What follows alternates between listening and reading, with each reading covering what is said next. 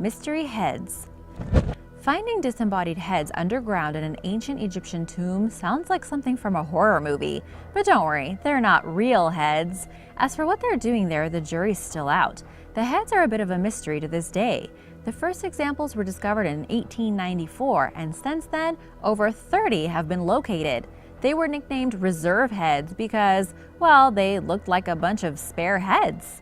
One theory is that they were used to replace a noggin if a tomb was broken into and plundered. Some of them appear to have been deliberately damaged. At first, archaeologists were puzzled by the missing ears and long scratches, but it's thought that these are signs that they're old production molds. Seems the Egyptians like to make heads in bulk, just in case. Pretty weird, huh? Number 9. The Giza Void. It's amazing how even the oldest landmarks can still surprise you. In 2017, experts were very surprised when examining the legendary Great Pyramid of Giza on the west bank of the Nile. As you may know, but just in case you don't, this ancient wonder of the world was built for Pharaoh Khufu and is the largest one of 3. It's about 4,500 years old and 146.7 meters high. Now, scientists knew that there were things inside the pyramids. Rooms and burial chambers have been located, but nothing had been noticed in the Great Pyramid for well over a century. That all changed when an undiscovered space cropped up during an inspection. The inspection was performed from outside the pyramid using what's called muon radiography, combined with thermal imaging. The new room is over 30 meters long and was spotted above a corridor inside the structure known as the Grand Gallery. It's been referred to as a void, and it's unclear what it is exactly. Experts are banking on robots to get in there with cameras, but these are still being built. So stay tuned, I'm sure we will be hearing something about it soon. Number 8. Kites. Mysterious lines in the Egyptian deserts have been seen from the air for around a century. Everyone was wondering what they were. It turns out they're made up of little stone walls, not very high at all, in a kite-style formation. Some of them are as long as 40 miles. Even more mysterious was the fact that they lead toward a pit in the sand. As you can imagine, the sightings were the subject of much speculation. At first, people thought they might be evidence of an alien civilization, or evidence of the Egyptians trying to communicate with someone in the sky. However, by focusing on 16 of these kites in the Sinai Desert in Egypt, experts believe they have the clearest explanation yet of what the lines might be. And it's pretty grim, to be honest. The 2,000-year-old walls were studied by a team from Ben Gurion University in Israel. They concluded the kites were used for hunting, corralling animals such as gazelle and ibexes. The kites guided the unfortunate creatures toward the pit where they would be slaughtered. History is cruel and very efficient. And now for number 7. But first, be sure to subscribe and make sure that your notification bell is on so you don't miss out on the latest videos. Number 7. King Tut's Mummy.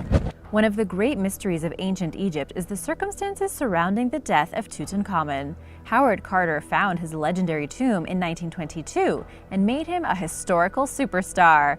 What's maybe not as well known is that King Tut died very young, while in his teens. As ever with archaeology, experts have to wait for technology to catch up before they can make a judgment. The body has been through X-rays in the 1960s and a CT scan earlier this century. Through this analysis, certain facts are known about Tut's demise, such as missing bones and former injuries, yet a definitive explanation as to how he died remains a secret. This year, British researchers took a fresh look at the king's remains and came to a startling conclusion. According to them, the body showed possible signs of being burned. This was down to a ceremonial layer of resin and oil that was poured onto Tut as part of preparations for the next world. This process is highly flammable, and apparently Tut had caught fire inside the sarcophagus. The announcement has been criticized in some quarters, with some arguing that if a fire had happened, there would be more evidence of it. Generally, people believe the young ruler suffered a fatal trauma, said to be caused by anything from a chariot crash to a rampaging hippo. One thing we do know about his death, it certainly wasn't boring. Number 6. Black boxes. If you thought the Great Pyramid of Giza sounded mysterious, wait till you hear about what was found in Memphis. In a cave network 12 miles away from Giza, 24 big black boxes were found. They weigh 100 tons each and are so unusual that some believe them to be alien artifacts. That's probably a little far-fetched, so let's look at the actual evidence. The caves are part of a sacred temple that was located by French archaeologist Auguste Mariette in 1850. The name for this site is the Serapeum of Saqqara, or burial ground, and it's over 3,000 years old. It was built on the orders of Pharaoh Ramses II. The first part of the name Serapeum refers to Serapis, the deity. Serapis was often depicted as a man with a dog, but this dog was no ordinary canine because it had 3 heads. It's more likely that instead of being left behind by ETs, the black boxes are sarcophagi. But what's inside them? The answer, you'll be surprised to hear, is a load of old bull. Quite literally. You see, animals were worshipped in ancient Egypt, so it's thought that the boxes contain the remains of mummified Apis bulls. It's all starting to make sense. Number 5. The Lost Labyrinth. In the vicinity of the Middle Egyptian city of Fayum, 100 kilometers southwest of Cairo, there is an area known as Fayum Oasis. Supposedly, there lies what's left of one of the most immense and talked about structures of ancient Egypt, the mysterious Lost Labyrinth. I say supposedly because up to now it hasn't been proved. Fayum used to be called by another name, Crocodilopolis, which came from the Greeks. And in case you're wondering, yes, that does have something to do with crocodiles. In fact, a crocodile was regularly worshipped there, but that's for another video. The labyrinth has been described by ancient writers such as Herodotus, who talked about a huge temple-like structure with a stone slab roof. Inside were 3,000 chambers. 3,000! Half of which were above ground and half below. The underground chambers were reportedly accessed via a pyramid, but Herodotus didn't go down there. It's thought to have been a tribute to a group called the 12 Kings. The description of 12 courts seems to back this up. The labyrinth is categorized as lost, but many believe it was found in the 19th century. In 1889, a stone plateau was discovered in the Fayum Oasis. Some reckon it's the foundations of the labyrinth, whereas others think it's the roof. When this stone was scanned in later years, there appeared to be a labyrinth-type network below. So, this is the labyrinth, right? Could be. Thing is, authorities are preventing any further exploration, fueling enough intrigue for a whole pharaoh's dynasty. The truth is out there. Or down there. Number 4. That's a wrap. Though people don't know a lot about ancient Egypt, there are certain things everybody knows about, hopefully. Egypt is famous for its pyramids and also the mummies. Examples have been found of mummies that don't look the way you'd expect. Take this one in the Louvre Museum in Paris. It's an exhibit in the long-established Department of Egyptian Antiquities, which is made up of an impressive 30 rooms showcasing all manner of finds. Believed to be male and middle class, the figure apparently dates from 305 BC to 30 BC, otherwise known as the Ptolemaic period. Check out the head. It's wrapped in a geometric square pattern, which is not what you expect from a mummy. He makes the others look kind of boring by comparison, right? He also has an apron around his legs and a religious casing on his feet. We owe modern interest in Egyptology to an unlikely source, Napoleon. His campaign in Egypt during the late 18th century brought in experts to examine the relics of the past, sparking something called Egyptomania. This led to major displays like the one we see in the Louvre, and of course the British Museum.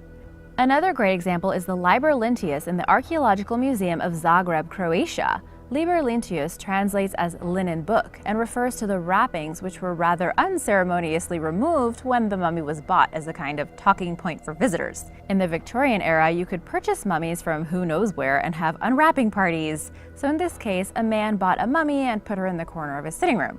That'll put dinner guests off their food right there. The wrapping wasn't properly studied until years later, when it was found to contain words from the ancient Etruscan language. Eventually, it was discovered to be a book of rituals, though why it was being recycled as mummy wrap is still unknown. Number 3. The Dendera light. While we believe the light bulb is a relatively modern invention, some commentators would dispute this. In fact, they'd go so far as to say the ancient Egyptians had access to a power source that gave them things like electric light way before it was officially invented. The thinking behind this lies in the Dendera light, a stone relief found at the Temple of Hathor. The temple is part of a complex in Dendera, a small town on the west bank of the Nile. If you look at the Dendera light, you'll see a couple of Egyptian men and what looks like a giant baseball bat with a snake inside it. This is not a baseball bat, but according to some, it looks like a modern-day lamp. Some basic research shows that this isn't what it appears to be. The official explanation is that this depicts the rising sun. The lamp is actually a lotus flower, and the snake is Semaitawi, who was a snake god. Semaitawi is supposed to represent the sun. As for the bulb, or bat shape, this is probably intended to be what's called the womb of Nut. Nut was a sky goddess, so if you put these elements together, it seems less and less likely we're checking out a source of electricity here. Having said that, no one knows for sure what it is, and it could mean something else entirely. Maybe this is an ancient Egyptian baseball game with them coming up with a sport we know and love thousands of years later. I mean, it does still kind of look like a bat. Number 2, the exploding pyramid. So I just mentioned a possible power supply in ancient Egypt, but what if I told you about another theory on this subject that takes place on a much bigger scale? It all revolves around the classic image we associate with the time, a pyramid. The Egyptians are famous for their pyramids, but so are many other cultures from around the world, especially in Central and South America. It seems to be a common human experience, unless you talk to someone wearing a tinfoil hat. For some people, it's a bit of a coincidence that advanced ancient civilizations would use the same design.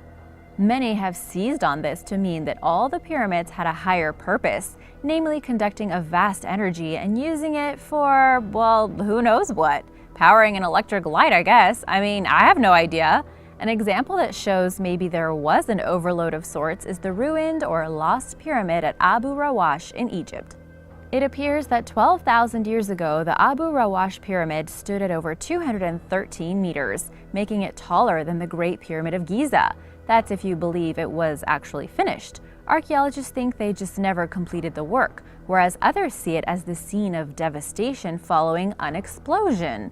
Some people propose that this pyramid was conducting energy, but it got a bit out of control and exploded. It's a timely reminder to always check the amps before you plug in those lamps.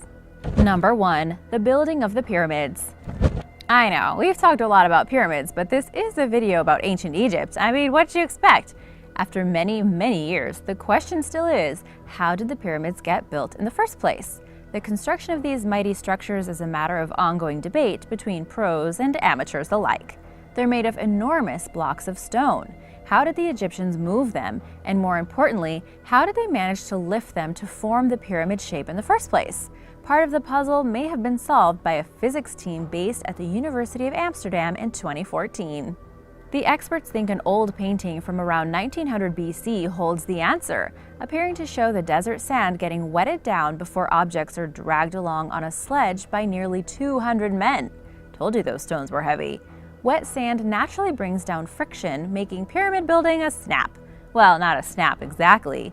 The thing that would snap is your back if you tried to lift one of those stones. But it could explain how they were able to work